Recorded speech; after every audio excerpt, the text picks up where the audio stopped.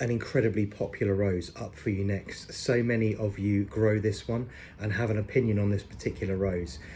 Bred and introduced by David Austin Roses in 2009. This is the Lady of Shalott. Remembering the, of course, which is very important. This particular rose is really quite large, reaching around 5 feet by 5 feet. It will form an incredibly large, very, very handsome shaped bush. Very, very dense, very woody, very upright, very strong. I have a client with one of these, which is much, much larger than mine. I believe probably about 3 or 4 years older than mine that I grow here. And his regularly produces over 100 blooms at a time. The Lady of Shalott is part of David Austin's best for flowering range, and it really does deserve its place on that particular list. Starting flowering very early in the season, mid to late June, it works its way all the way through, producing heavy flushes of flowers right the way through to the end of the season, sometimes in September and October. They do slow up just a little bit, and the blooms sometimes do shrink in size, but it's never really out of flower for that entire time. So you can see why they've marked it best for flowering, and it really is very, very good at it. The flowers, as you can see, are a beautiful dark russety apricot colour, a burnt orange, you might say, deeply cupped with a bowl around a central cup. It really is very, very pleasant.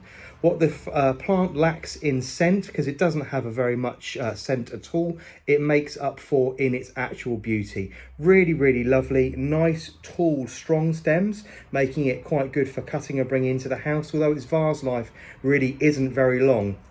It has lovely dark matte green foliage which picks up those tones, those russety burnt tones of the flowers quite nicely. And you can see on the backs of the petals there, if I turn around, the resemblance of the colour of the buds, which I've got one here for you. When it first buds up, the buds are really quite attractive. They're bright yellow, as you would expect them to be, with this lovely flash of orange up the sides. It's a pinky orange, and you can see that marbling up the actual outsides of those external petals. Really, really very pleasant. Very, very much like a hybrid tea bud. Tight, pointed and upright, I say, with that lovely flash of colour up the side, opening to this beautiful dark burnt apricot colour.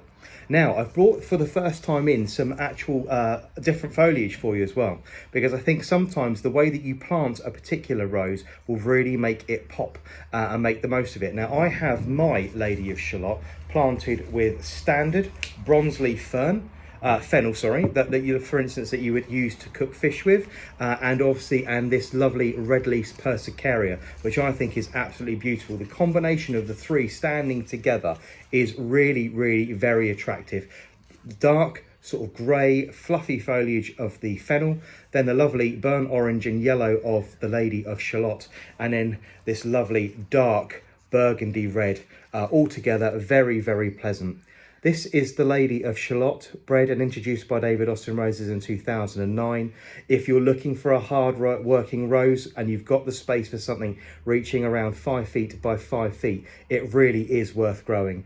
Little or no scent in my opinion, but its abundance of flowers produced all the way through the season is something that you really can't miss. It really is a cracker, and another one that will do really quite well in partial shade if you can't give it a full direct sunlight all day. A really, really good rose.